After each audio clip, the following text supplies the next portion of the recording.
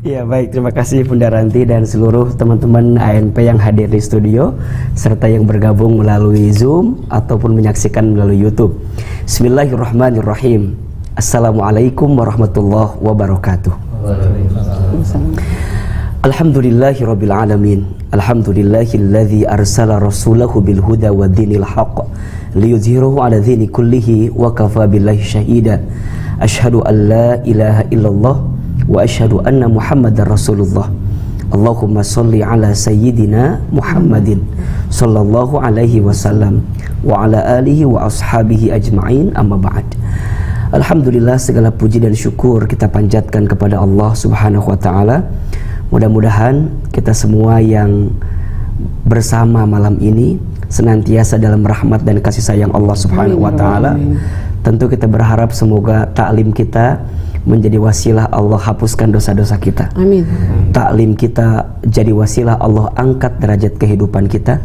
Dan siapapun di antara kita yang barangkali malam ini sedang punya persoalan, semoga Allah tunjukkan jalan keluar terbaik. Amin. Dari setiap persoalan yang sedang kita hadapi. Amin ya rabbal alamin. Baik, bicara tentang tema kita kali ini tentang menjaga amanah.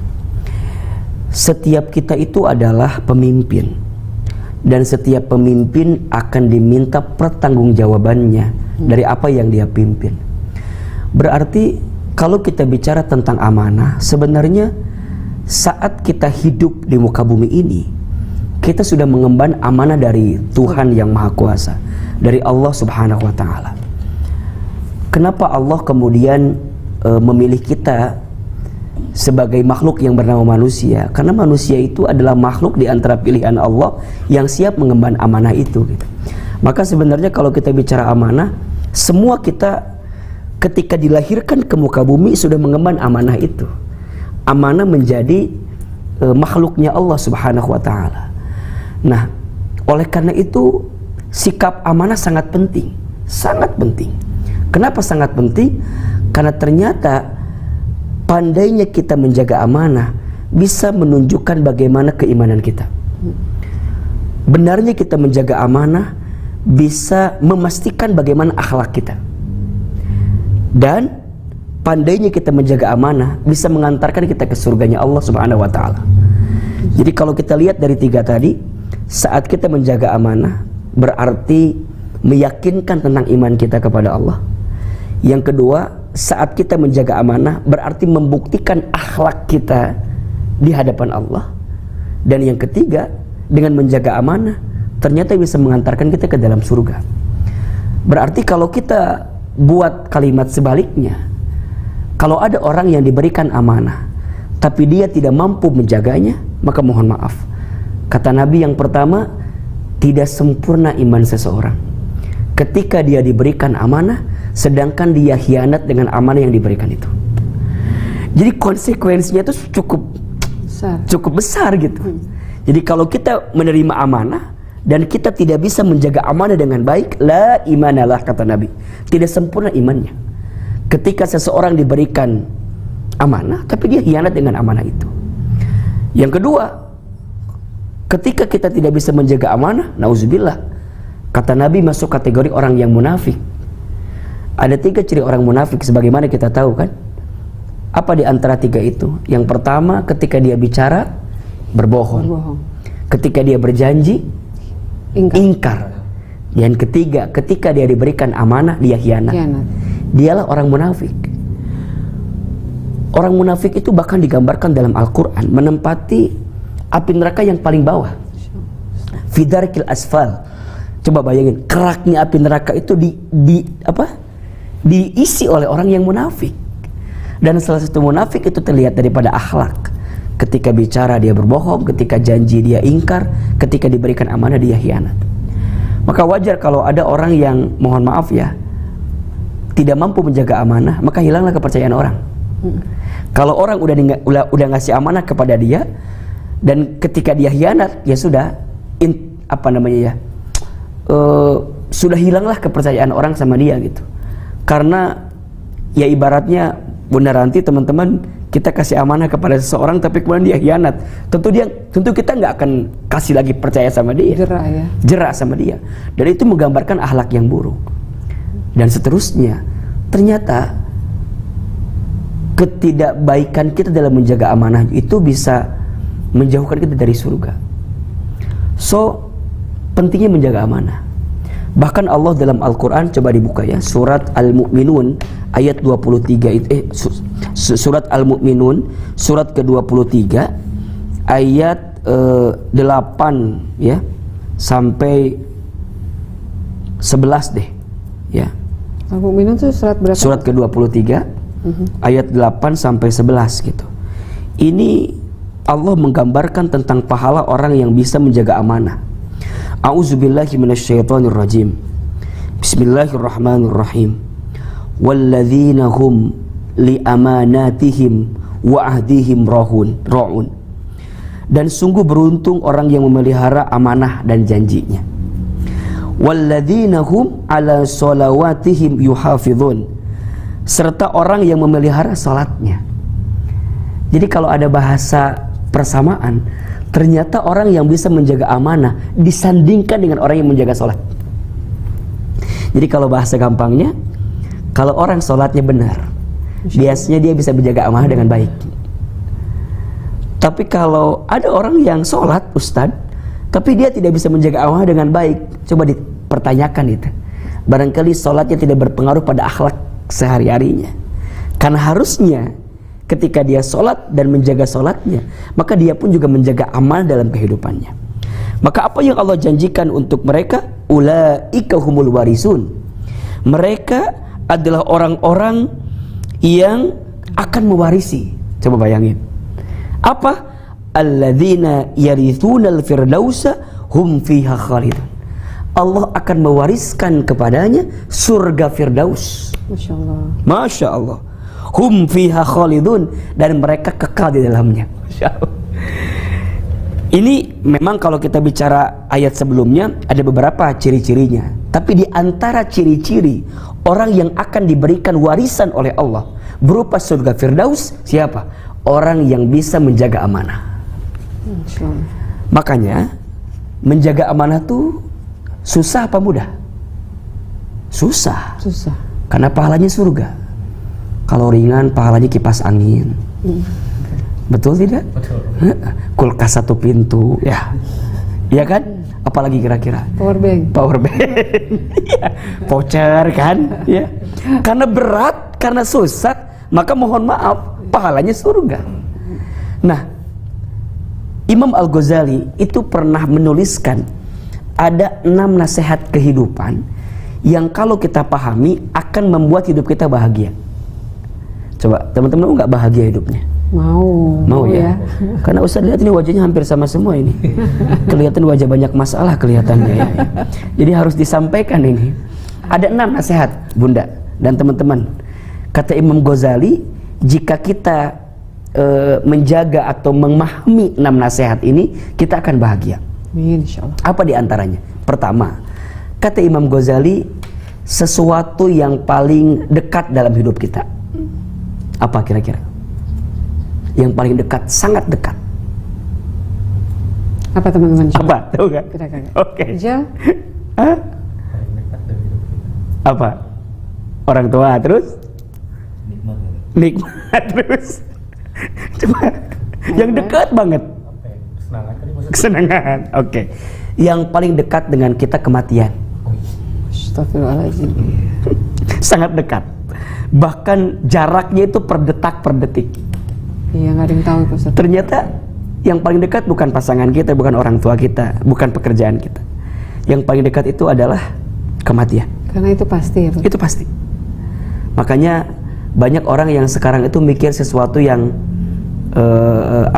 yang pasti dijamin sama Allah, tapi dia lupa memastikan bekal dia untuk bertemu dengan yang lebih pasti dalam hidupnya. Kita banyak sibuk besok mau makan apa, padahal belum tentu besok masih hidup. Tapi kita lupa menyiapkan bekal besok untuk mati apa. Boleh jadi antara mati kita dengan waktu makan kita lebih duluan mati kita. Iya. Ya kan? Maka kata Nabi, siapa orang yang paling cerdas dalam hidupnya? Mempersiapkan. Orang yang paling banyak ingat mati dan mempersiapkan bekal kematian. So, kata Imam Ghazali, yang paling dekat dengan kita adalah kematian. Maka Nabi juga memberikan nasihat kepada kita ya, perbanyaklah mengingat pemutus kelezatan, yaitu kematian. Yang kedua, yang paling jauh dengan kita, saking jauhnya kita nggak bisa lagi ke sana. Nggak bisa Ayo ke apa? sana. Yang paling dekat tadi apa? Kematian. Yang paling jauh, saking jauhnya kita nggak bisa balik lagi ke sana. Masa lalu? Masa lalu. Iya kan? Iya. Maka siapa orang yang tidak pernah bahagia? Orang yang menjadikan masa lalunya masih hidup di masa saat ininya. Nggak move on. Nggak move on. Makanya ya udah, yang lalu biarlah berlalu gitu kan. Yang udah punya mantan ya udah. Der mantan, maafkan aku yang dulu, udah gitu aja selesaiin. Karena kita nggak bisa balik ke sana. Secanggih apapun kita punya mesin waktu, nggak akan bisa balik ke sana. Ya, yang paling jauh dengan kita adalah masa lalu, yang paling dekat adalah kematian. Yang ketiga, yang paling tajam dalam hidup kita, saking tajamnya itu, menusuknya tuh sakit gitu. Apa?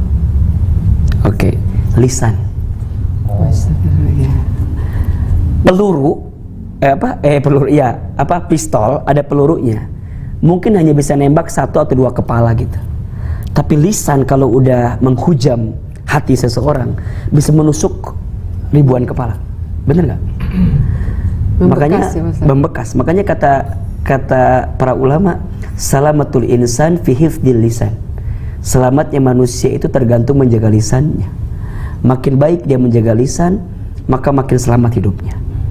Sehingga Nabi itu menggambarkan dengan satu ganjaran yang luar biasa.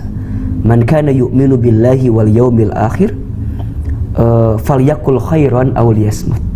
Barang siapa yang beriman kepada Allah dan hari akhir, maka bicaralah yang baik atau diam. Saking tajamnya lisan. Iya enggak? Kita ini kalau dimarahi sama orang, apalagi kalau udah berkata-kata yang kurang pas, kan bisa sakit hatinya bertahun-tahun. Apalagi perempuan. Iya Bunda ya. Ahli sejarah. Iya. Perempuan itu kesalahan kita yang sekarang bisa diungkit dengan yang 7 tahun lalu. Saking memorinya sangat kuat gitu. Geseret-seret.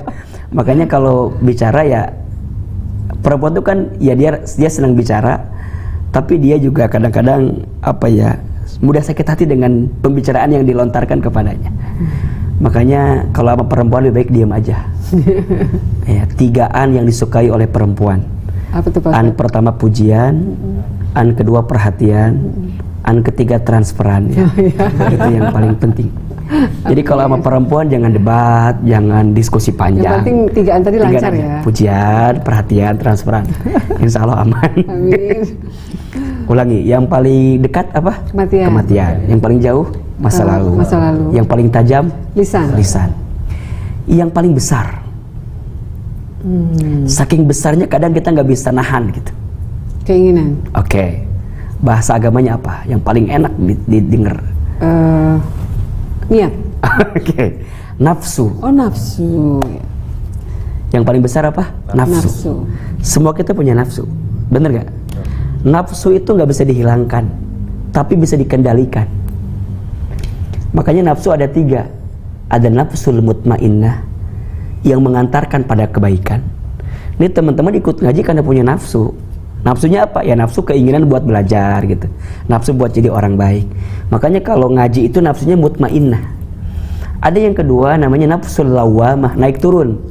Tergantung tanggal bulan biasanya. Jadi akan iman tuh naik turun ya. Iya betul. Yazid wa yankus, kadang-kadang naik, kadang-kadang enggak gitu. Kalau lagi ada masalah, luar biasa gitu ya, taat sama Allah. Tahajud rajin. Jam 8 pagi tahajud ya. Duha itu namanya, bukan tahajud. Kalau lagi nggak ada masalah kadang-kadang lupa sama Tuhan, sama Allah.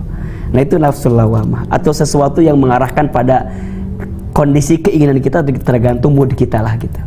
Ada yang ketiga namanya nafsul ammarah. Apa itu? Nafsu yang mengarahkan pada keburukan. Nah ini bahaya. Makanya nafsu itu berat sekali. Ketika para sahabat selesai perang Badar, Mereka bilang begini, ya Rasul, kita udah selesai perang, udah menang. Kata Nabi, belum. Karena setelah ini engkau akan menemukan perang yang lebih besar. Apa ya Rasulullah? Kata Nabi, perang melawan hawa nafsumu sendiri. Makanya di antara hikmah puasa itu untuk apa? Menahan hawa nafsu. Hawa nafsu. Hawa nafsu nggak bisa dihilangkan, tapi bisa dikendalikan. Diarahkan oleh kita pada mutmainnah. Makanya manusia itu ya punya dua pilihan dalam hidup kan. Fa'alhamaha fujuraha wa taqwaha. Maka Allah ilhamkan kepadanya fujur, takwa. Ada kesempatan dia berbuat baik, ada kesempatan dia berbuat buruk. Makanya kalau ada orang yang, mohon maaf ya, sedang berbuat buruk begitu, ingatkan tentang kebaikan. Karena fitrahnya orang itu baik.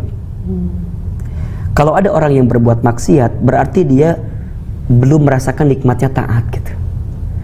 So kalau ada orang yang punya keburukan gitu, ya kita bilang sama dia, kamu tuh manusia, kamu tuh bukan setan yang salah terus. Kamu tuh punya waktu untuk kemudian kembali kepada Allah. Sebaliknya, jangan juga jadi manusia yang merasa benar terus, karena engkau bukan malaikat gitu. Makanya kalau ada orang yang merasa benar mulu ya, benar mulu, kayaknya surga punya dia gitu. Kita tuh ngontrak semualah di luar surga gitu ya. Ya bilang sama dia, kamu tuh manusia, pasti ada salahnya. Iya nggak? Iya, betul. Nah makanya manusia tuh makhluk tengah-tengah gitu. Kalau kita lagi berbuat baik, ya jangan sombong, karena boleh jadi Allah sedang tutupi saja keburukan kita. Kalau kita sedang berbuat buruk juga jangan putus asa, karena ada kesempatan baik yang sedang Allah siapkan untuk kita. Yang paling besar itu nafsu. Yang paling ringan tapi dosanya gede. Sering dianggap ringan tapi dosanya besar. Apa? Sering ringan tapi dosanya sering dianggap ringan padahal dosanya sangat besar. Berbohong. Oke, terus apa? Berkhianat. Oke. Apa lagi? Apa coba? Ada teman-teman? Oke. Nah ini salah satunya mengingkari amanah. Salah satunya apa? Meninggalkan sholat. Masya Allah. Meninggalkan sholat itu kita seringkali anggap itu ringan ya. Padahal itu berat sekali. Dosanya besar. Iya. Makanya di antara yang membedakan kita dengan orang yang berbeda agama dengan kita, apa? Lihat sholatnya. Justru orang ketika dia bisa menjaga sholat, maka ya akan Allah berikan kebaikan dalam hidupnya. Insya Allah, Pak Ustadz. Dan yang terakhir, yang paling berat. Kan tadi ada 5 ya. Yang paling jauh, yang paling dekat kematian. Yang paling jauh masa lalu. Yang paling tajam lisan. Yang paling besar nafsu. Yang paling ringan meninggalkan sholat. Yang paling berat, nah ini, menjaga amanah. Masya Allah. Jadi pentingnya bab tentang menjaga amanah. Tadi Ahilman sampaikan di awal, menjaga amanah jadi indikator keimanan kita, ya kan? Menjaga amanah jadi indikator kebaikan akhlak kita. Dan yang ketiga, menjaga amanah bisa menjadi indikator penentu surga kita. Maka Nabi menyampaikan dalam hadisnya, aku jamin untukmu surga jika engkau bisa melakukan 6 hal dalam hidup. 6. Mau gak masuk surga? Mau, Pak Ustadz. Mau gak nih? Mau. Kayaknya gak yakin gitu loh. Mau gak masuk surga? Mau ya. Amin. Ingin. Tapi yakin gak masuk surga? Insyaallah. Punya orang dalam. Kayaknya yakin gitu ya. Oke. Kata Nabi, aku jamin untukmu surga ketika engkau lakukan 6 hal ini. 1, jujur ketika bicara. 2, menepati janji. Ya, ketika engkau berjanji. Yang ketiga, amanah ketika engkau diberikan amanah. Yang keempat, jaga kemaluan, jaga kehormatan. Yang kelima, tundukkan pandangan. Insyaallah. Dan yang keenam, berbuat baiklah kepada siapapun dalam hidup, maka aku akan jamin untukmu surga. Ada poin tentang menjaga amanah di situ. Nah berarti sekarang amanah kepada siapa saja yang harus kita jaga? Tentu yang utama kepada siapa? Allah. Waktu kita di dalam perut ibunda kita, Allah bertanya kepada kita, alastu birabbikum, siapakah Tuhan kamu sekalian? Apakah engkau bersumpah bahwa aku adalah Tuhan kamu sekalian? Kita menjawab, qalu bala syahidna, tentu ya Allah kami bersaksi engkau adalah Tuhan kami sekalian. Makanya setiap anak yang lahir itu semuanya fitrah kan, semuanya baik. Baik. Ya, karena di awal ketika dia dalam rahim ibundanya, dia sudah berjanji kepada Allah bahwa Allah adalah Tuhannya. So ketika dia hidup, maka dia harus menjaga amanah yang dititahkan oleh Allah Subhanahu wa Ta'ala kepada hidupnya. Maka amanah yang paling utama adalah ya kepada Allah. Bagaimana caranya? Lakukan perintah Allah, tinggalkan larangan Allah. Itu yang namanya takwa itu. Takwa itu menjalankan apa yang Allah perintahkan, meninggalkan apa yang Allah larangkan. Dan ketakwaan itu, teman-teman, adalah indikator kebahagiaan seseorang. Kalau kita ingin bahagia dalam hidup, tingkatkan ketakwaan. Karena disitulah titik di mana Allah akan berikan kebahagiaan untuk kita. Kalau sekarang ada orang yang merasa bahwa hidupnya tuh sulit, sempit gitu ya, terus merasa bahwa tidak mendapatkan kebahagiaan. Coba ditanya, barangkali ada ketakwaan dia yang tidak maksimal kepada Allah. Lakukan apa yang Allah cintai, tinggalkan apa yang Allah benci. Apa diantaranya? Ya kita rapiin aja deh, rukun Islam misalnya, syahadat, ya, sholat. Sholat itu adalah bentuk kita menjaga amanah kepada Allah. Iya. Ya kan? Kenapa tadi saya bilang terkait sholat ya? Ini karena banyak di antara kita bunda yang mohon maaf ya, menganggap sholat itu sesuatu yang tidak penting, padahal sangat penting, sangat penting. As-sholatu imaduddin, faman aqamaha faqad aqamaddin, wa man tarakaha faqad hadamaddin. Sholat itu tiangnya agama. Tegak sholatnya, tegak agamanya. Rusak sholatnya, rusak agamanya. Inna awwala ma yuhasabu bihil abdu yaumal qiyamah as-sholat. Sesungguhnya perkara pertama yang ditanya ketika hari kiamat adalah sholat. Jika baik sholatnya, baik semua amalnya. Jika rusak sholatnya, maka rusak semua amalnya. Maka saat kita mendirikan sholat, berarti kita apa? Menunaikan amanah kita kepada Allah Subhanahu wa Ta'ala. Puasa di bulan Ramadan, ya, kurang lebih 3 bulan lagi kita ketemu Ramadan insya Allah. Insya Allah, amin, insya Allah. Ya, 4 bulan, 3 bulan, 4 bulan lagi lah. Semoga kita disampaikan bertemu dengan bulan Ramadan. Amin, ya Rabbal Alamin. Kemudian zakat. Nah itu bagian amanah kita kepada Allah. Allah titipkan harta kepada kita, maka Allah nggak minta banyak, hanya minta 2,5% dari harta yang sudah masuk nisabnya dan haulnya, keluarkan. Makanya hati-hati ya, jika ada harta yang sudah wajib dizakati tapi nggak dikeluarkan, maka dengan caranya Allah akan ambil harta itu. Iya kan, amanah itu kan sesuatu yang dititipin sama kita. Kepada orang yang dipilih oleh Allah, dititipin orang itu kan gitu ya. Berarti bisa nggak Allah ambil amanah itu? Bisa kan? Nah, makanya sama Allah dikasih tuh beberapa amanah dalam hidup. Amanah umur, amanah sehat, amanah harta. Itu kan amanah dari Allah. Yang kelak Allah akan bertanya, dipakai apa amanah itu? Termasuk harta. Makanya hati-hati, saya sering bilang begini ya. Bab harta itu bunda adalah bab yang paling berat hisabnya ketika nanti di hari kiamat. Kata Nabi, la tazulu qadama 'abdin yaumal qiyamah hatta yus'al.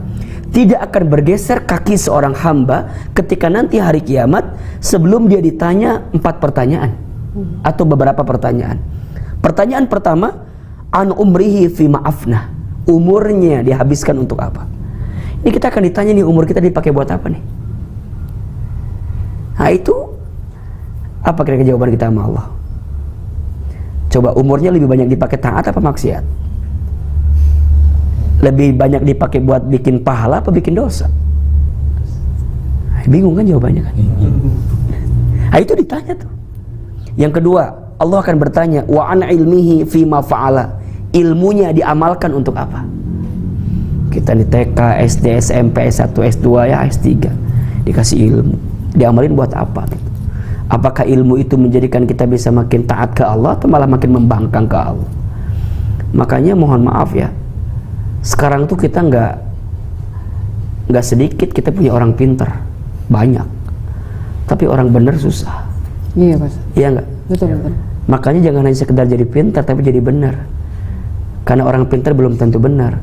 Orang benar pasti pintar. Orang pintar minumnya olak angin, ya Olak begitulah angin. ya. Nggak ada sponsor tapi di sini. Jangan sebut Itu Ustaz. benar.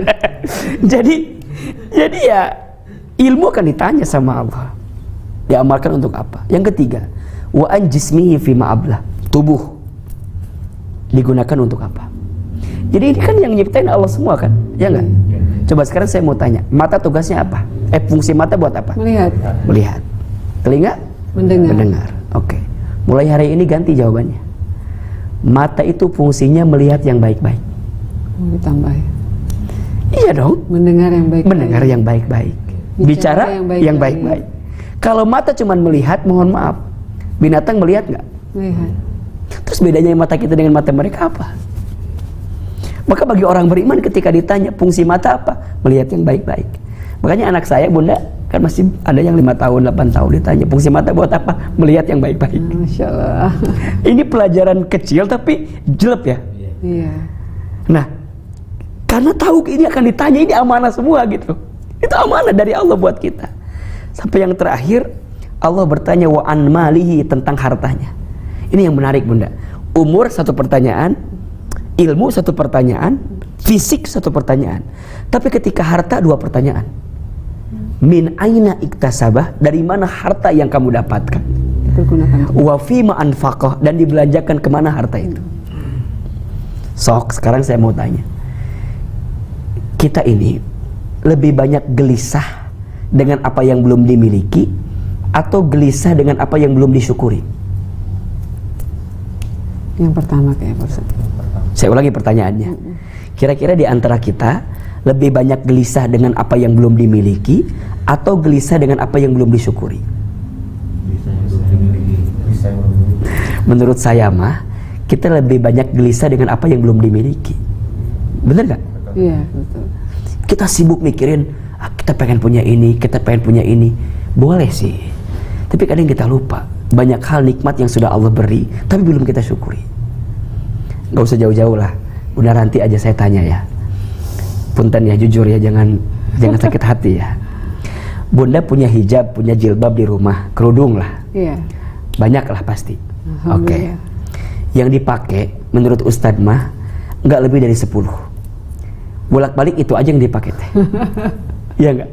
Sisanya disimpan. Coba aja buktiin. Nggak mungkin dipakai semua sekaligus. Ya nggak Pak mungkin, Ustaz. satu nggak mungkin.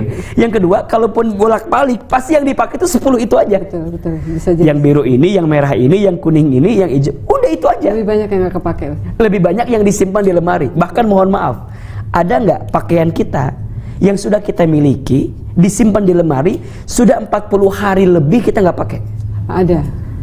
Nah itu sebaiknya kata guru saya dikeluarkan, sedekahin. Karena hisabnya berat. Masya Allah.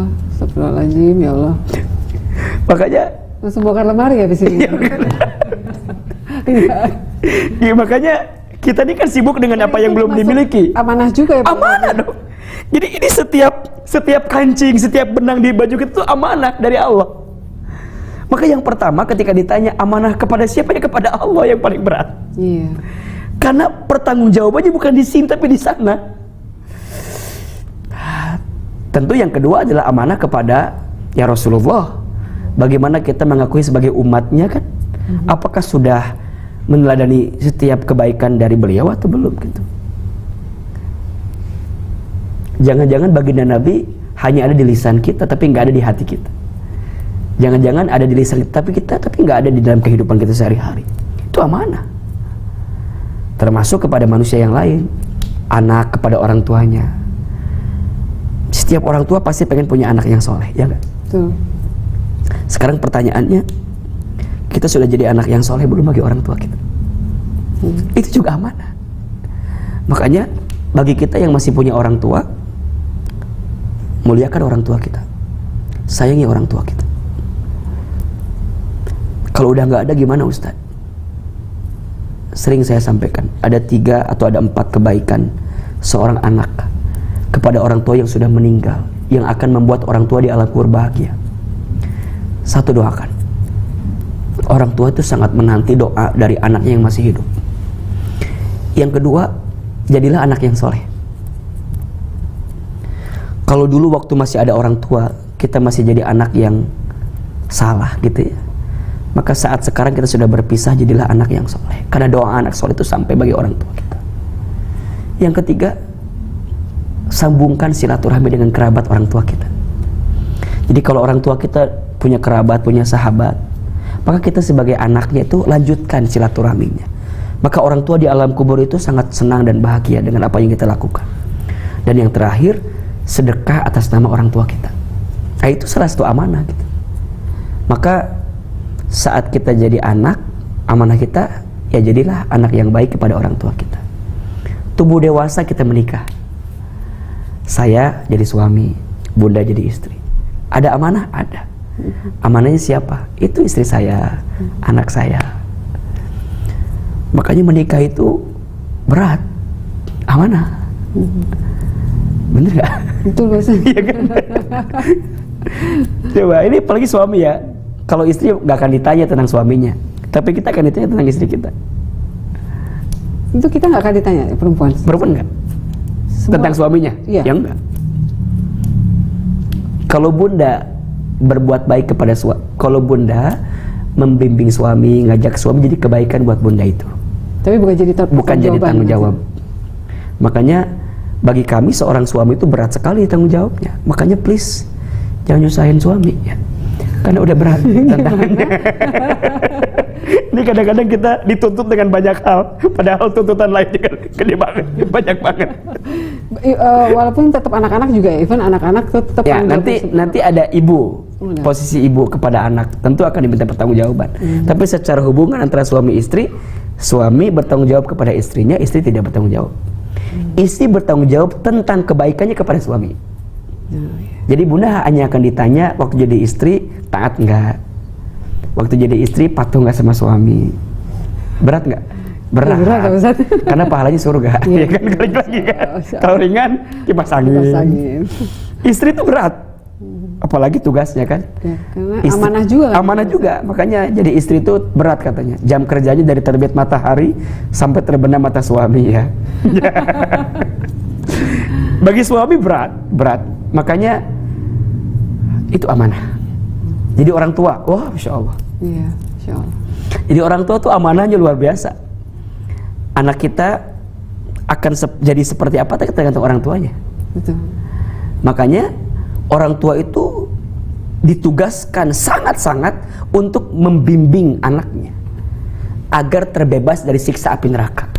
Kan itu perintahnya. Iya. Ya ayyuhalladzina amanu qu anfusakum wa ahlikum naro. Wahai orang-orang yang beriman, jaga diri kamu sekalian dan anak keturunan kamu sekalian, keluarga kamu sekalian dari siksa api neraka. Makanya harus dijaga amanah itu. Kita hidup sosial, kerja, ada atasan kita, ada pekerjaan kita. Teman-teman di ANP dikasih amanah pekerjaan, dihisab nanti. Kerjaan kita gimana, bener nggak? Disiplin nggak? Sesuai yang di MOU nggak? Sesuai dengan target yang seharusnya enggak. Sampai sedetail itu. Makanya ketika kita menerima pekerjaan, dipastikan kita bisa memenuhinya. Kan kadang-kadang kita nggak lihat job listnya, lihat gajinya aja. Nilainya berapa nih nilainya? Sekian, aman lah, bismillah. Padahal di awal harus lihat dulu, ini berat nggak nih, bisa nggak nih. Apalagi tuntutan para pemain sinetron itu berat loh. Bertanggung jawab dengan perannya. Iya kan? Iya Pak Ustaz, betul. Ketika sutradara misalnya minta perannya A gitu, kan kita punya tanggung jawab untuk memenuhi keinginan sutradara kita. Betul. Satu. Yang kedua, saat kita tampil di layar, mempertaruhkan nama kita di hadapan publik. Misalnya mohon izin ya, misalnya saya dapat perannya protagonis, peran baik gitu, baik sempurna gitu. Itu tuh kan amanah. Iya. Ketika saya keluar, sama nggak dengan apa yang ditunjukkan di sinetron? Iya. Misalnya digambarkan sosok suami yang Masya Allah gitu kan, tiba-tiba itu juga amanah. Makanya terutama kita yang bekerja, kita akan diminta pertanggungjawaban. Ya tentu kalau di hadapan manusia jelas ya, jelaslah apa namanya jelas KPI-nya gitu. Iya. Tapi lebih dari itu ya di hadapan Allah gitu. Maka apapun dalam hidup ini adalah semua amanah. So perintahnya adalah jaga amanah itu.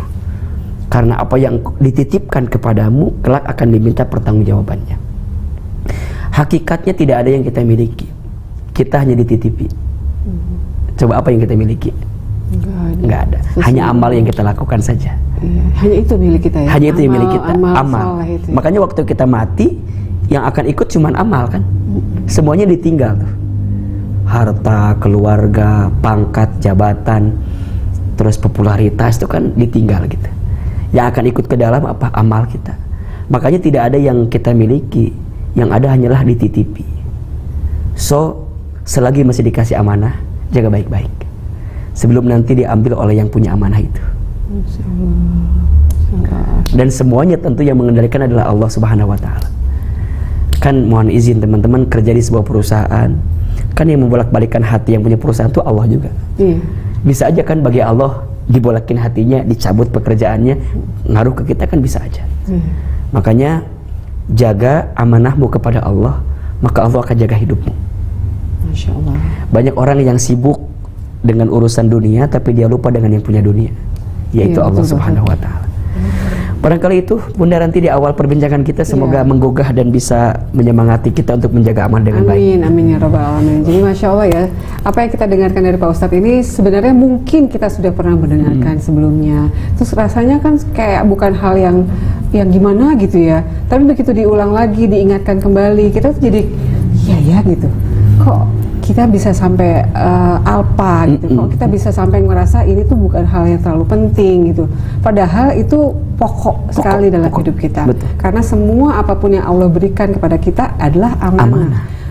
Anak aja atau apa pekerjaan atau apa tuh buat kita tanggung jawabnya aja kepada pekerjaannya, kepada anak tersebut, kepada suami. Tapi di atas itu semua Allah lah pemilik segalanya, dan kita tanggung jawabnya ke atas di hari akhirnya nanti. Masya Allah. Pak Ustadz, tadi bicara soal Rasulullah. Gini, kita mau bertanya nih, mungkin pertanyaannya sederhana sekali ya. Bagaimana sih cara kita mengingatkan diri kita untuk, seperti tadi Pak Ustadz bilang, Rasul itu adalah panutan. Rasul itu memang yang wajib kita ikuti. Betul. Gitu. Tapi kadang memang cuman namanya saja kita sebut. Mungkin kita cuman kadang-kadang pun kita lupa untuk menyebutkan Allahumma sholli ala sayyidina Muhammad wa ala sayyidina Muhammad. Padahal itu penting sekali pada saat nama beliau disebutkan. Itu berarti buat diri kita. Cara kita untuk mendapatkan getaran dalam hati pada saat menyebutkan nama beliau itu bagaimana Pak Ustadz? Iya, yang paling utama untuk kita pahami adalah bagaimana kita mengimani Rasulullah SAW. Kita beriman kepada Rasul kan bagian daripada rukun iman ya. Kita meyakini bahwa baginda Nabi itu ada, baginda Rasul itu ada. Beliau itu adalah teladan terbaik dalam hidup. Kelak akan memberikan syafaat kepada kita. Nah itu tuh imani betul gitu. Nah ketika kita yakin, maka tumbuh rasa cinta kan. Ya enggak? Enggak mungkin kita cinta kalau enggak yakin. Ya enggak sih? Kita suka sama seseorang, kan awalnya yakin dulu kan. Nggak mungkin tiba-tiba kayaknya gue cinta dia sama dia, kan nggak gitu kan, pasti kayaknya yakin dia tuh orang baik, orang terbaik buat hidup kita gitu kan. Maka kita jadi cinta gitu. Nah bagi kita, kuatkan keyakinan kita kepada baginda Nabi gitu, agar bahwa keyakinan ini, iman ini kepada baginda Nabi itu sangat kuat gitu. Maka tumbuh nanti rasa cinta. Nah sekarang pertanyaannya, cinta tuh harus dibuktikan ya kan? Betul. Karena cinta nggak bisa hanya dengan kata-kata, cinta butuh bukti gitu. Makin kuat buktinya, maka makin kuat cintanya. Butuh perjuangan. Iya, betul. Nah bagaimana cara kita mencintai baginda Nabi? Saya seringkali bilang dengan cara 3S. Apa itu Pak Ustadz? S yang pertama, perbanyak sholawat. Perbanyak menyebut namanya. Kalau Bunda Ranti suka sama seseorang, kan sering disebut namanya. Keinget terus. Keinget. Nah cara kita mengingat dan menyebut nama baginda Nabi dengan apa? Sholawat. Makanya kata Nabi, barang siapa yang bersolawat kepadaku 1 kali, maka Allah akan bersolawat kepadanya 10 kali. Maksudnya apa? Allah akan berikan rahmat kepadanya 10 kali. Allah berikan ampunan kepadanya 10 kali. Allahumma sholli ala sayyidina Muhammad. Bahkan seseorang itu kelak akan dikenali oleh baginda Nabi tergantung salawat yang dia baca. Masya Allah. Pentingnya salawat Masya Allah. Allah bersolawat, malaikat bersolawat, semua makhluknya bersolawat. Innallaha wa malaikatahu yusalluna 'alan nabi ya ayyuhalladzina amanu shallu 'alaihi wa sallimu taslima. Solawat penting. Saking pentingnya dalam solat ada bacaan solawat. Iya betul. Bener gak? Iya. Solat nggak baca solawat nggak sah solatnya. Biasa. Maka solawat itu penting sebagai bukti cinta kita kepada baginda Nabi. S yang pertama, perbanyak baca solawat. S yang kedua, pelajari sirahnya Nabi. Apa itu sirah? Sejarah hidupnya Nabi. Gak mungkin kita cinta kalau kita gak kenal. Iya gak? Betul. Nah, cara mengenalinya apa? Pelajari sirah, sejarah hidupnya Nabi. Nah, baru yang ketiga, ikuti sunnah Nabi SAW. Amalan yang beliau hadirkan selama hidup. 3S, solawat, sirah, sunnah. Nah, itu adalah bukti cinta kita kepada baginda Nabi Muhammad SAW. Nanti pelan-pelan itu Bunda akan jadi getaran yang menguatkan hati kita. Termasuk bagaimana kita menghadirkan baginda Nabi dalam setiap hembusan nafas kita. Nah, kita yang berbisnis, hadirkan bagaimana ketika Nabi berbisnis, nggak nipu orang, nggak zolim sama orang, kan gitu. Ketika kita bekerja, hadirkan bagaimana Nabi ketika bekerja. Nabi itu pernah bekerja loh, mengembala, ikut magang dengan pamannya, kan itu kan juga bekerja. Iya. Profesional, disiplin, achieving target gitu kan. Nah itu kan diantara amalan yang Nabi hadirkan selama hidup.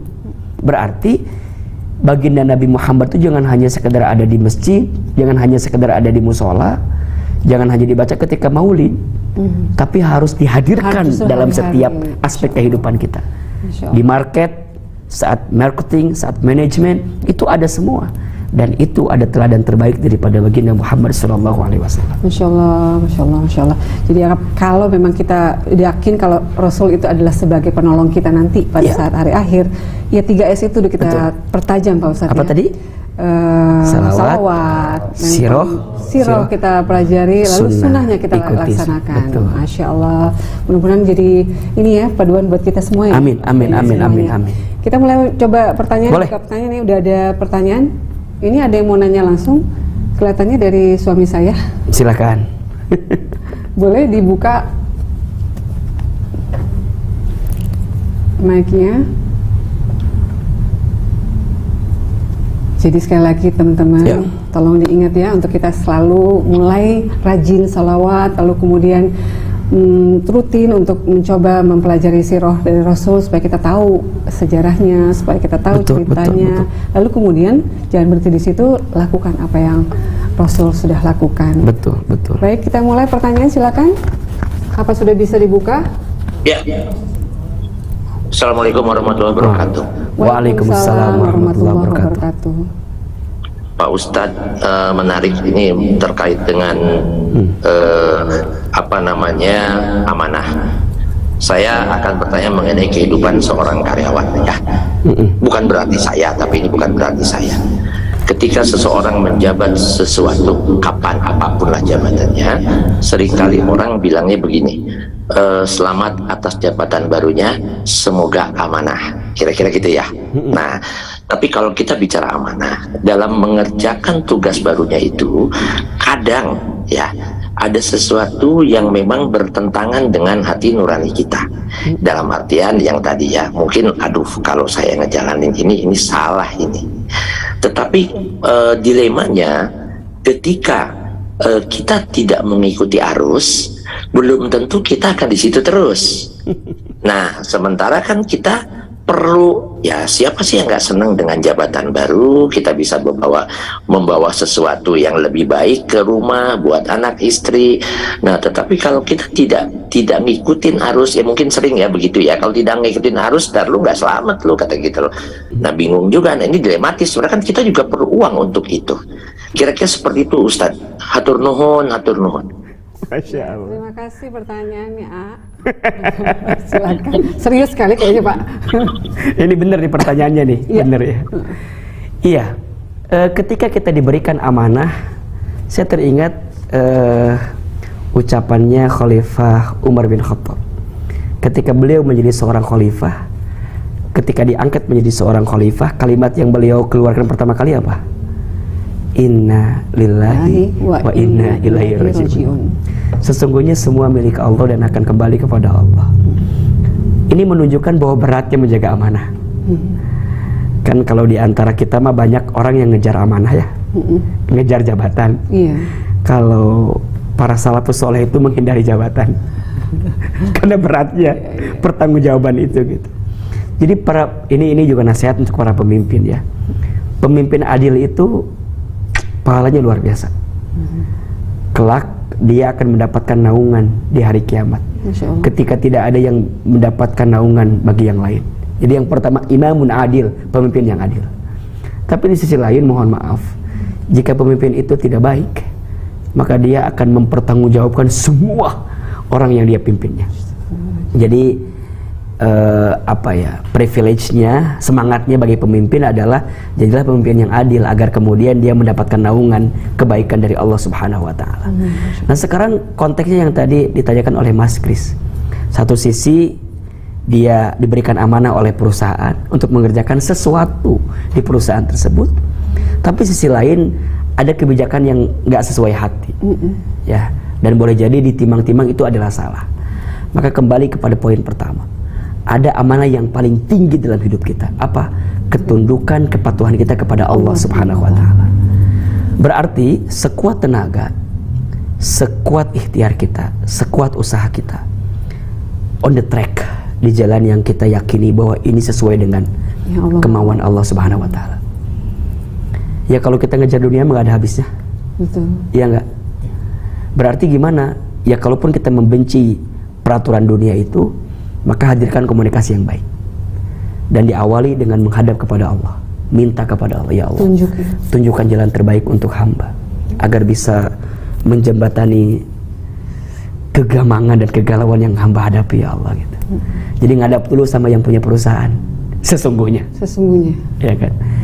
Ya banyak di antara kita yang sibuk nyari rezeki tapi lupa sama yang punya rezeki, yang ngasih rezeki. Ya, saya kira itu jawaban yang paling bijak. Iya, mungkin kelihatannya seperti apa ya, tidak menemukan jawaban yang sesungguhnya. Padahal itu adalah jawaban yang sebenarnya ya. Karena apapun yang terjadi di dunia ini yang kasih Allah. Gitu. Kasih Allah. Jadi ketakutan kita terhadap dunia itu yang memenjarakan hati kita untuk bisa menemukan irsyad. Irsyad itu petunjuk gitu. Karena hati ini udah terhijab dengan dunia tadi gitu. Makanya dalam Al-Quran dunia itu ditempatkan apa? Walatansa nasibaka minad dunia. Jangan lupakan urusan dunia gitu. Tapi yang utamanya apa? Wabtaghi fima atakallahu darul akhirah. Dan carilah keutamaan akhirat. Dan jangan lupa urusan dunia. Jadi dunia itu hanya bagian penyertanya, ya. Jangan lupanya aja gitu. Tapi kejaran utamanya adalah akhirat. So kalau sekarang ada urusan akhirat yang terganggu karena urusan dunia, berarti yang disingkirkan bukan akhiratnya dong, tapi dunianya. Berarti ini yang tidak akan mendukung pada akhirat kita. Ingat ya, saya tidak mengatakan gak boleh nyari dunia, enggak. Dunia itu harus dicari, tapi jadikan pencariannya sebagai jalan kita mendekatkan dengan akhirat kita. Karena ada yang bilang gini, berarti Ustadz gak usah nyari dunia ya, udah diem aja gitu ya, udah akhirat aja ya. Gitu. Ya itu salah juga. Ada definisi zuhud yang harus diluruskan menurut saya. Kan ada bahasa zuhud ya. Zuhud itu kan ibadah terus, gitu, sholat terus, di masjid terus, dan seterusnya. Nggak usah mandi, nggak usah beli baju gitu ya. Nah, itu bukan zuhud, itu zorok gitu namanya. Jadi kalau yang saya pahami, zuhud itu adalah bersungguh-sungguh untuk mendekatkan diri kepada Allah dengan memaksimalkan semua instrumen yang Allah titipkan kepadanya. Jadi sekarang kita nih dikasih harta, boleh nggak sih punya harta? Boleh. Tapi jadikan harta itu untuk mendekatkan diri kita kepada Allah. Kita dikasih suami yang ganteng, boleh nggak? Boleh. Tapi tidak jadikan sombong, tapi jadi proses kita untuk bisa lebih harmonis, mendapatkan kebaikan di hadapan Allah. Jabatan, popularitas, boleh. Tapi jadi jembatan buat kita ke akhirat. Nah berarti sekarang kalau kita nggak dikasih dunia, ya jangan khawatir. Karena barangkali cara mendekat kepada Allah bukan dengan cara itu gitu. Kan ada orang yang dikasih kelebihan harta, dia bisa mendapatkan kemuliaan dengan hartanya. Ada orang yang dikasih dengan ilmu gitu. Maka dia bisa mendapatkan kemuliaan di hadapan Allah dengan ilmunya. Ada yang dikasih tenaga, maka dengan tenaganya. So amanah yang paling penting adalah kepada Allah.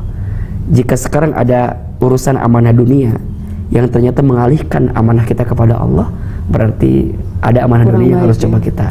coba kita apa ya namanya, jaga jarak lah. Ya, jadi dengan pada saat dunia itu.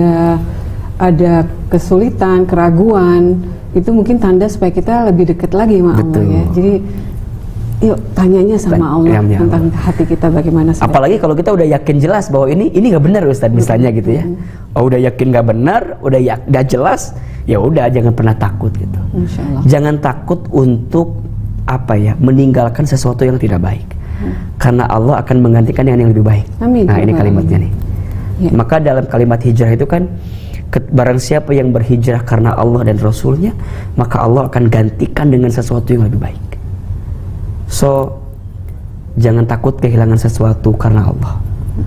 Takutlah kehilangan Allah karena sesuatu. Masya Allah, Alhamdulillah, Masya Allah. Gimana A? Cukup jawabannya? Ya, jadi jangan takut kehilangan Allah Jangan takut kehilangan sesuatu. karena Allah. Baik, baik teman-teman. Ada lagi yang mau bertanya? Silakan. Oh, Oke. ada langsung dari Fatur. Silakan Mas Fatur. Assalamualaikum warahmatullahi wabarakatuh. Waalaikumsalam warahmatullahi Izin wabarakatuh. bertanya Pak Ustadz. Ya, Ini kita kan diberi amanah, tapi berkaitan dengan keburukan, dan yang memberikan amanah itu mengancam akan mencelakai kita dan kalau keluarga kita membocorkan, atau kalau kita nggak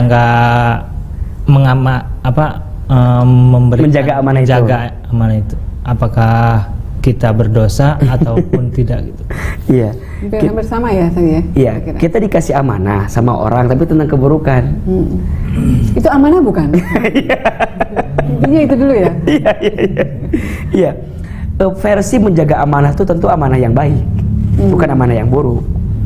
Kalau amanah yang buruk, itu bukan amanah, itu namanya Perintah. keburukan yang dibungkus dengan amanah. Iya. Iya enggak? Contoh, saya nitip ya, nanti kalau orang itu lewat kamu bunuh ya.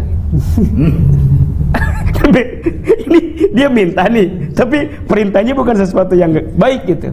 Nah, itu bukan amanah yang harus kita jaga. Justru kita harus apa ya? Harus watawasau bil haq watawasau bis sabr gitu. Ngasih tahu kalau itu buruk gitu. Makanya ya sama, misalnya mohon maaf kan, kita tuh boleh menolak perintah ketika perintah itu melanggar syariat. Bunda sebagai istri boleh nggak taat sama suami ketika suami memerintahkan sesuatu yang nggak baik. Sesuai syariah. Misalnya, Bun, nyuri misalnya. Bun, gak usah pakai jilbab deh. Misalnya Buat salah aja satunya gitu. kan gitu. Atau lagi butuh duit nih, maling ayam aja deh. Nah, itu seorang istri boleh untuk nolak perintah suami itu karena melanggar syariat. Sama misalnya kita punya atasan kita minta sesuatu yang melanggar syariat, boleh kita tolak. Ya konsekuensinya paling kita dipecat gitu kan, karena kita nggak ngikutin. Tapi nggak usah khawatir, kembali pada rumus yang tadi. Kalau kita kehilangan dunia karena kita menjaga muruah kita di hadapan Allah, ya jangan takut begitu. Ya, maka bedakan antara amanah sama keburukan yang dibungkus dengan amanah gitu. Ya kan? Jadi kita coba filter dulu ya, apakah ini membawa kebaikan buat diri kita, Betul. ataukah memang udah jelas itu. Jadi setiap hal yang mengarah pada kebaikan harus kita jaga. Contoh ya, misalnya ada seseorang yang gini, kita tuh tahu aib seseorang dia, tapi kalau saya bocorin ini jadi berantem tuh. Maka saya memilih untuk diam, karena akan ada dampak buruk. Makanya berbohong tuh dibolehkan dalam 3 hal lah.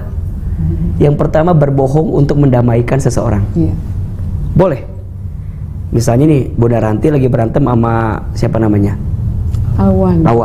Lagi berantem. Saya bilang gini ke Bunda Ranti, Bun, ada salam dari Awan katanya. Padahal Awan gak bilang gitu ke saya. Iya. Tapi saya bilang gitu ke Bunda. Kata Bunda, oh masa sih? Gitu kan misalnya. Nah, saya bilang ke Awan, Wan ada salam dari Bunda Ranti. Padahal Bunda Ranti gak ngomong gitu ke saya. Berbohongnya saya untuk mengakurkan 2 orang yang sedang berantem itu boleh. Yang kedua, berbohong untuk mengelabui musuh ketika perang. Kita ditanya, lo lagi di mana misalnya? Jangan jujur misalnya. Tuh di sana itu mah namanya nyari mati gitu. Boleh berbohong ketika perang. Jadi kalau ada orang yang nanya di mana orang ini, kita sembunyikan gitu kan, itu boleh. Yang ketiga, berbohongnya suami istri untuk menyenangkan satu sama lain. Tapi berbohongnya bukan dalam keburukan ya. Kayak muji, kamu perempuan yang paling cantik sedunia. Itu kan bohong banget kan? Bohong dong, karena pasti ada yang lebih cantik sebenarnya kan. Tapi untuk menyenangkan orang itu boleh, tapi untuk membahagiakan. Nah, kembali kepada pertanyaan tadi, bedakan antara amanah dengan keburukan.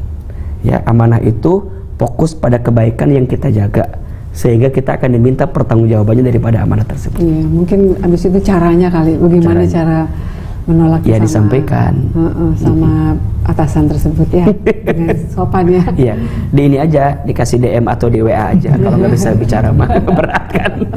Berat ngadepinnya. Insya Allah, alhamdulillah. Nah, ini ada beberapa pertanyaan lagi dari YouTube. Pertanyaan dari Andri Sulistiandri channelnya Kang Tisna. Assalamualaikum, izin bertanya. Tadi dikatakan harus menjaga silaturahmi rekan-rekan atau sahabat orang tua kita. Ya. Apakah itu artinya orang tua, maksudnya kita ini wajib mengenalkan rekan-rekan atau sahabatnya kepada anak-anak? Iya. Mungkin kategorinya bukan wajib kali ya, tapi seharusnya, sebaiknya dianjurkan. Iya. Dulu punten ya, mungkin beda sama sekarang kali Bun. Bunda ngerasa nggak dulu orang tua kita tuh suka bawa kita kemana gitu. Iya. Walaupun dengan jalan jauh capek dulu ya. Betul. Saya ngalamin banget tuh waktu di Garut itu, orang tua saya tuh ngajak saya ke gunung mana gitu, capek padahal. Jadi pokoknya lebaran tuh naik mobil terbuka gitu ya. Tapi ya asik aja. Nah, sampai sekarang saya paham bahwa orang tua itu mengajak kita ke kampung, ketemu dengan saudara yang lama. Boleh jadi hikmahnya adalah agar kita nggak lupa kalau orang tua kita punya saudara gitu. Iya. Nah, saya kira ini yang hari ini juga alfa kita lakukan. Betul, udah agak berkurang. Ya, jangan jauh-jauh. Saya juga jarang bawa anak-anak ke mana gitu. Paling kan kalau lebaran ke orang-orang inti aja. Iya kan? Orang tua. Ke orang tua. Setelah itu ya udah. Jadi kita nggak tahu tuh ke sahabat kita, kadang-kadang kita datang ke sahabat nggak bawa anak kan. Padahal harusnya kalau kita datang ke, misalnya nih, saya ketemu Bunda Ranti, ketemu teman-teman ANP, kan enak kalau saya bawa anak harusnya, biar kenal bahwa ayah tuh punya sahabat ini. Nah, sekarang kan gengsi kadang-kadang kan, udah nggak usah ikut ribet, repot, gitu kan, repot kan. Padahal itu tuh dulu, luar biasa tuh. Nah, jadi pertanyaannya, dianjurkan orang tua untuk mengenalkan kerabat dan sahabatnya kepada anak-anaknya agar tidak terputus ketika nanti kita meninggal. Begitu.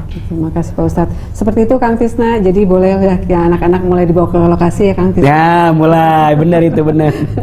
Tapi jawabannya paling repot lah, udah nggak usah. Oke, ini langsung dari Zoom. Dari Zoom ada langsung? Oke, ini Assalamualaikum Pak Ustadz. Ya. Ada titipan pertanyaan dari teman saya. Dia kerja di bagian keuangan sebuah perusahaan. Biasanya dia melayani reimburse dari karyawan-karyawan yang sakit atau berobat di dokter. Tapi dia sering menjumpai kwitansi palsu yang diberi oleh beberapa karyawan. Bukannya seuzon, tapi karena memang biaya berobat dan sakitnya nggak sebanding. Kadang kwitansinya juga nggak ada cap rumah sakitnya. Tapi tiap dia mau protes atau komplain, teman-teman selalu bilang, udah biarin aja, udah biasa kok. Toh perusahaan nggak mempermasalahkan. Nah itu bagaimana? Apakah dia termasuk yang tidak menjalankan amanah? Terima kasih Pak Ustadz. Ini klasik banget ya. Ini happen, saya terjadi. Iya, CCTV kantor ada matinya. HRD ada alfanya, tapi pengawasan Allah senantiasa terbuka selamanya. Jadi gimana? Ya cobalah untuk menjaga diri baik-baik aja. Jadi kalau udah trennya begitu, udah jadi culture gitu, justru kita harus datang untuk memperbaiki sedikit demi sedikit. Ya, kita kan misalnya nih, kan kalau dalam kantor ada hierarkinya ya. Kepada siapa kita koordinasinya, kepada siapa kita instruksinya, kepada siapa kita tanggung jawabnya. Nah kalau ada misalnya bawahan kita yang seperti itu, maka kita punya atasan kita, komunikasikan. Ini tepat nggak nih? Kalau saya begini tepat nggak nih? Biar nggak nyanggung sendirian dosanya. Jadi minta pertanggungjawaban ke atas nih. Dari atas kan ke atas lagi. Nah, Kalau ada sesuatu yang sifatnya umum, maka musyawarahkan dengan umum juga. Nih kadang-kadang kita suka langsung menentukan sendiri gitu. Makanya hati-hati ya. Yang punya perusahaan itu bertanggung jawab untuk semua hal yang ada di perusahaan itu. Ya, itu yang namanya tadi amanah itu Amanah. berat. Makanya kunci jadi pemimpin semuanya kan. Makanya dia harus punya garis koordinasi kan. Ya, kepada siapa dia koordinasi, nanti dia kumpulin setiap pekan. Gimana ini, gimana ini, gimana. Itu bentuk dia amanah gitu. Karena kan ya kalau ngurusin semua kan juga susah kan. Makanya kerjaan itu harus dibagi ke orang. Sekarang tuh udah nggak ada yang namanya Superman ya. Yang lagi tayang kemarin Spider-Man kan. Belum ada lagi. Sekarang udah nggak ada Superman, yang ada super team katanya. Berarti ya as a team, jadi as organization gitu. Jadi ya udah, segala sesuatu yang dimusyawarahkan secara mufakat bersama-sama, maka itu akan menjadi tanggung jawab bersama-sama. Dan setidaknya kita menjaga diri dari amanah yang begitu berat bagi kita pribadi gitu. Pak Ustadz, ini kalau misalnya seperti tadi contohnya, dia secara langsung sebenarnya frontal gitu memprotes hal ini. Jangan gitu. Misalnya saya nggak mau nih kayak gitu. Itu sebenarnya kan baik ya. Baik, sangat baik. Tapi dampaknya kan akan. Ya boleh jadi bagi sebagian karyawan, kok kamu nggak bantuin saya, misalnya, kok kamu dan segala macam. Tapi kan si keuangan juga punya tanggung jawab kepada yang di atas kan, kepada atasannya. Ya jauh-jauh itu ya kepada Allah, ke atasnya gitu, lebih tinggi gitu kan. Makanya yang pertama stepnya adalah ke atasnya dia dulu. Nih ada kondisinya begini, gimana nih? Saya dilema nih. Satu sisi perusahaan pasti gak mengizinkan seperti ini, tapi sisi lain ini karyawan pada minta seperti ini, dilema nih. Maka tanggung jawabnya yang diserahkan kepada pribadi, minta kepada atasan. Nanti jadi atasan lagi gitu. Nanti kalaupun kita melarang kepada bawahan kita sampaikan, ini perintah dari atasan saya, bahwa tidak boleh seperti ini.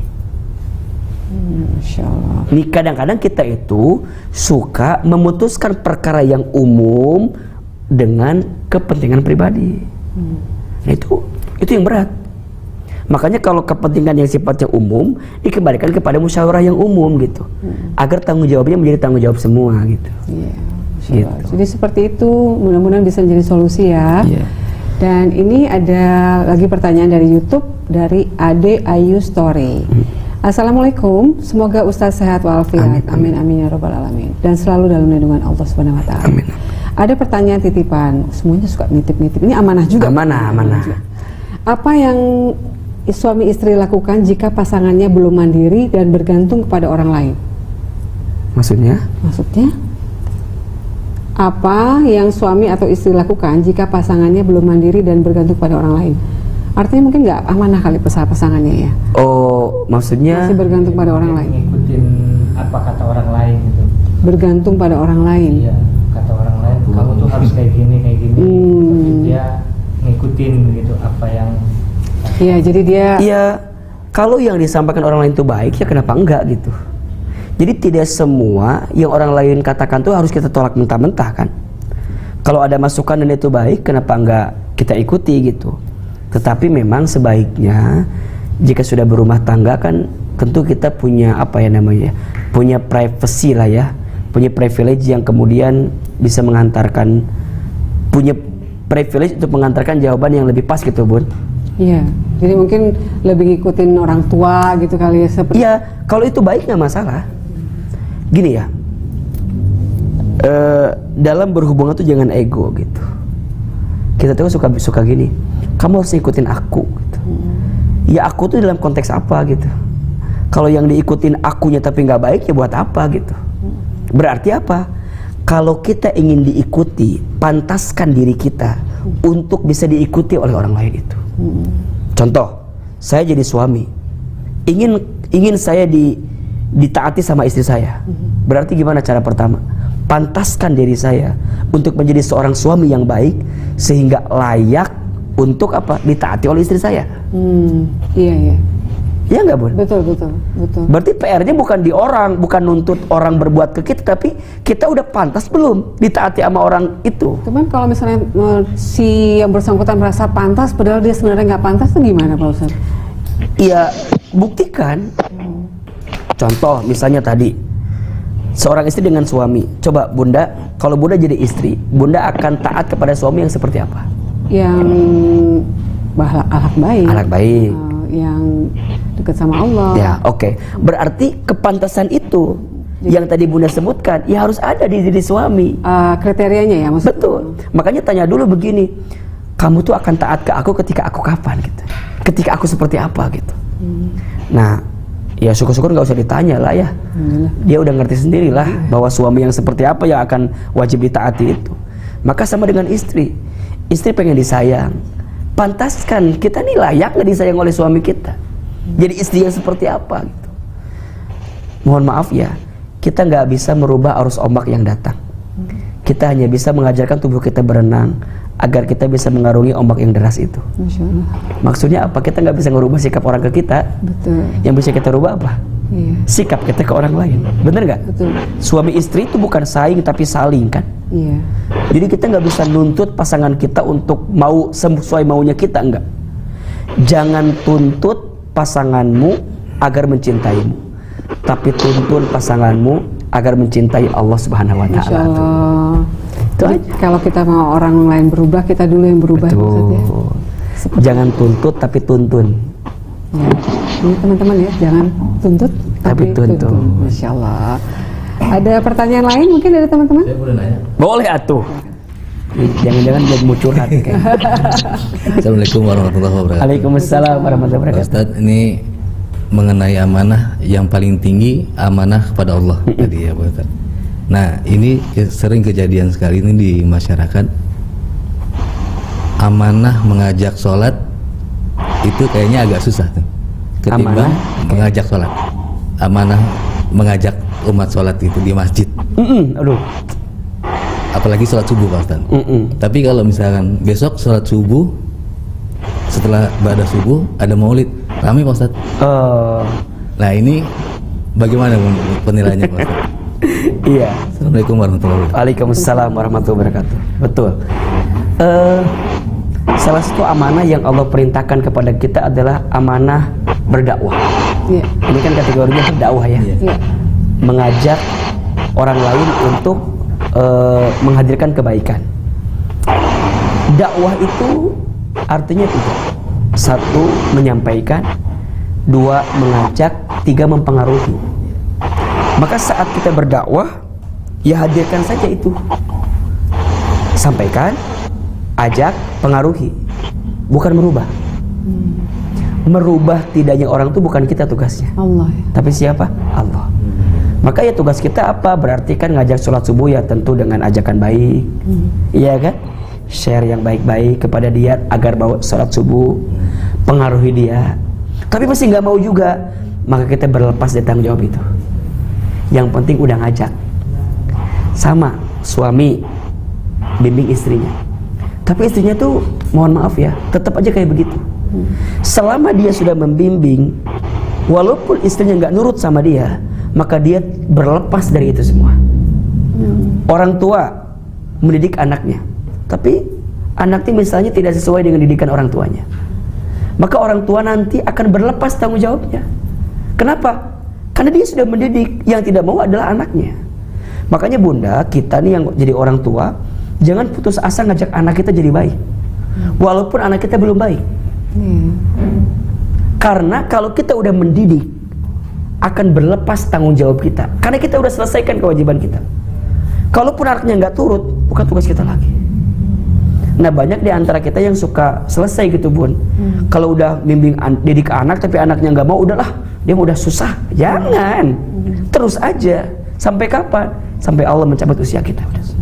Insya Allah. Maka gini, disebutnya ya, anak berbakti ke orang tua itu namanya ihsan bun. Iya. Ihsan itu apa? Ihsan itu perkara yang dilakukan oleh kita, pahalanya langsung dari Allah. Makanya seorang anak yang berbakti ke orang tuanya, jangan sedih kalau orang tua kita dalam tanda kutip ya tidak membalas kebaikan kita. Karena Allah yang balas. Karena Allah yang balas. Suami istri saling sayang, saling memuliakan, itu namanya ihsan. Maka kalau ada suami yang memberikan nafkah kepada istrinya, tapi istrinya nggak ngehargain suaminya, jangan sedih. Karena Allah langsung membalas pahalanya. Insya Allah. Istri udah baik sama suaminya, tapi suaminya masih nggak baik juga. Jangan sedih, karena kebaikan istri tetap akan dicatat oleh Allah sebagai kebaikan. Masya Allah. Orang tua udah berbuat baik sama anaknya, tapi anaknya kok nggak baik, Ustaz. Jangan sedih, karena Allah menyiapkan pahala bagi orang tua yang baik sama anak. Masya Allah. Jadi teruslah berbuat Itu namanya baik. ihsan namanya. Jadi perkara yang dilakukan, yang pahalanya langsung Allah yang garanti gitu. Masya Allah. Jadi terus Terus. semangat untuk berbuat kebaikan. Betul. Boleh kita tambah lagi satu lagi Pak Ustaz? Oke. Ini dari Mas Irfan. Pak Ustaz, dipinjamkan uang apakah termasuk diberi amanah? Lalu yang dipinjamkan hianat dengan perjanjian bayarnya. Ditagih tapi keadaan dia sedang susah, setiap ditagih susah terus. Artinya gimana tuh Pak Ustadz? Kalau dikiaskan berat masalahnya bukan sekedar nilai pinjamannya, tapi seperti nggak ada tanggung jawab. Kalau ditonjok kalau ditonjok dosa nggak Pak? Kalau ditonjok dosa nggak Pak Ustadz? Orang yang demikian itu karena dia sudah Kesal banget gitu ya? dan ingkar. Marah Mas Irfan. Maaf Mas, sabar Mas Irfan. Gitu. Masya Allah. Iya. Hutang tuh boleh nggak Bun? Boleh. Boleh. Yang nggak boleh apa? Nggak bayar. Nggak bayar hutang. Makanya catatan bagi yang punya utang, di antara adab yang harus disegerakan adalah mempercepat pembayaran hutangnya. Bukan hanya membayar, mempercepat pembayaran hutangnya. Jangan sampai ketika ente minta, butuhnya minta ampun. Ketika ditagih lebih galak daripada yang menagih Anda. Iya. Kan ada yang begitu, ada nggak? Ada. Maka hati-hati. Perkara hutang ini perkara yang tidak akan terputus kalau belum diselesaikan di dunia. Bahkan Nabi itu nggak mau menyolatkan orang yang punya hutang kan? Satu kali Nabi mau menyolatkan salah seorang yang wafat. Nabi nanya satu kan, hal min ahli dain, apakah dia punya hutang? Punya. Tiba-tiba Abu Bakar angkat tangan kan, aku yang menjamin hutangnya. Baru Nabi mau menyolatkan. Apa poinnya? Nabi sangat strict kepada orang yang punya hutang. Berarti yang punya hutang sedari awal dia minjem niatkan ingin segera melunasinya. Maka di antara sesuatu yang harus disegerakan adalah membayar hutang. Dan Allah akan menolong orang yang punya niat untuk menyelesaikan hutang. Jadi di antara orang-orang yang akan dibantu oleh Allah salah satunya adalah orang yang punya hutang dan dia ingin menyegerakan bayar hutangnya. Gitu. 2, Ustadz, dia itu ditagih susah. Nah, maka ada 3 yang bisa kita lakukan. 1, berikan kelonggaran. Waktu. Tempo. Misalnya di tempo. Atau misalnya dicicil maksudnya ya. Atau yang kedua, waktunya diperpanjang lagi. Atau yang ketiga, cara kita nagihnya harus lebih lembut. Atau udah kelihatan susah banget Ustadz, ya udah kamu mampunya berapa gitu. Jadi itu akan jadi kelonggaran juga. Udah Ustadz, udah baik kita, udah ngasih jatuh tempo juga, udah ngasih tenggang waktu juga, tapi masih begitu. Nah, gimana caranya? Ikhlasin. Nah, ini levelnya level tertinggi, mengikhlaskan hutangnya. Kalau cuma 100.000, kalau 1 miliar kan juga mikir kita Bunda ya. Pot ya. Nah, ada jalur hukum, sampaikan ke hukum. Jangan mengambil hakim sendiri. Ya nonjok, mukul itu kan malah nanti berkembang jadi persoalan yang selanjutnya. Jadi 3 hal dulu. 1, yang punya hutang, semoga Allah segera lembutkan hatinya untuk melunasi hutang. Yang kedua, tagih hutang dengan baik. Ya, kasih tempo, kasih jarak waktu yang lebih panjang, atau kita berikan pelunasan sebagian barangkali kita. Kalau dia punya hutang 5 juta, ya udah deh, gue ikhlasin 1 jutanya, 4 jutanya bolehlah dicicil gitu. Dan orang yang ngasih hutang tuh pahalanya besar. Satu kali kan digambarkan ada Nabi itu pernah jalan-jalan ke surga. Ternyata orang yang ngasih hutang itu dikasih pahala 18 derajat. Orang yang ngasih sedekah 10 derajat. Ternyata orang yang ngasih hutang itu lebih gede daripada orang yang sedekah. Kenapa tuh Pak Ustaz? Nah, karena 2. 1, dia memudahkan orang yang sedang sulit, sedang butuh ya. Dan yang kedua, dia mengangkat orang yang sedang sempit. Orang yang ngutang itu kan dia lagi terhina banget, Ya enggak? Maka jangan sampai kita menghinakan orang yang minjem utang ke kita. Kalau bisa, bilang bisa. Kalau enggak, bilang enggak. Kadang kita suka begini, ada orang minjem utang ke kita bilang gini, ada enggak ya? Kayaknya enggak ada deh. Tapi ada deh. Nah itu hati-hati tuh. Atau ada yang bilang gini, lo kalau mau minjem datang ke rumah gua dah. Datang ke rumah. Sore datang ke rumah kita. Sampai di rumah kita bilang enggak ada. Itu semuanya mempermainkan hatinya. Orang yang minjem itu udah hina. Dia menghinakan dirinya untuk minta ke kita. Jangan dihina lagi oleh kita. Yang lucu udah nggak dipinjemin, diumumin lagi di sosial media. Hati-hati orang ini nih, minjem tadi sama gua nggak ngasih. Hati-hati. Nah, kalau ada kasih, pahalanya itu Bun 18 derajat pahala. Masya Allah. Tapi bukan berarti sedekah jadi 10 nggak, udah sekarang mah gua mending ngutangin aja dah, nggak usah sedekah. Bukan begitu cara memahaminya ya. Ini konteks hadisnya, kalau memilih antara sedekah dengan orang yang pinjam hutang dan kita hutangin, maka lebih gede kita bantu orang yang menghinakan dirinya ketika berhutang. Masya Allah. Makanya orang yang suka minjemin uang itu hatinya lembut ya, luar biasa. Makanya riba itu kan haram. Kenapa? Karena Allah sudah membalas dengan pahala yang gede gitu. Jangan sampai pahala yang disiapkan habis gara-gara riba yang kamu berikan. Makanya jangan pernah ngerasa rugi. Ustaz, kalau saya minjemin gak ada lebihnya rugi dong. Enggak dong. 18 derajat pahala dari Allah lebih gede daripada apa yang kamu pinjemin kepada mereka. Itu harus diiringi dengan niat si peminjam nggak Pak Ustaz? Maksudnya nggak ada suzon dari diri dia, ikhlas betul-betul gitu. Ya analisa haruslah, bukan seuzon ya, analisa ya. Dibalikin nggak dibalikin gitu. Orang ini amanah nggak ya, baik nggak ya. Jadi nggak sembarangan minjemin juga.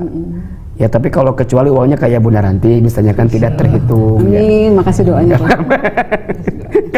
Kalau bagi kita yang barangkali terbatas agak mikir-mikir kan, iya kan. Memang yang paling nyesek tuh gini Bun, ada orang yang punya hutang ke kita, tapi statusnya jalan-jalan, beli apa. Sedangkan kita sengsara gitu, kesel kan. Gitu. Nah itu gimana Pak? Akan mengotori tadi? Iya makanya kalau saya ditanya, saya mah suka to the point aja. Kalau ada, kalau enggak. Kalau mau minjemin saya pinjemin, kalau enggak mending saya kasih sekalian.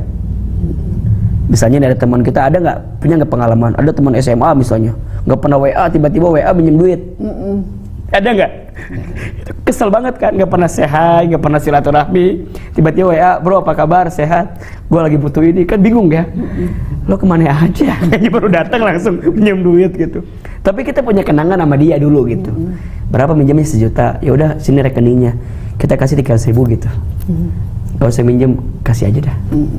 Karena biasanya kalau kita minjemin, nagihnya susah, renggang nggak persahabatannya. Iya. Hanya perkara uang 1 juta dalam artian jadi memutuskan silaturahmi yang udah bertahun-tahun kita waktu SMA gitu.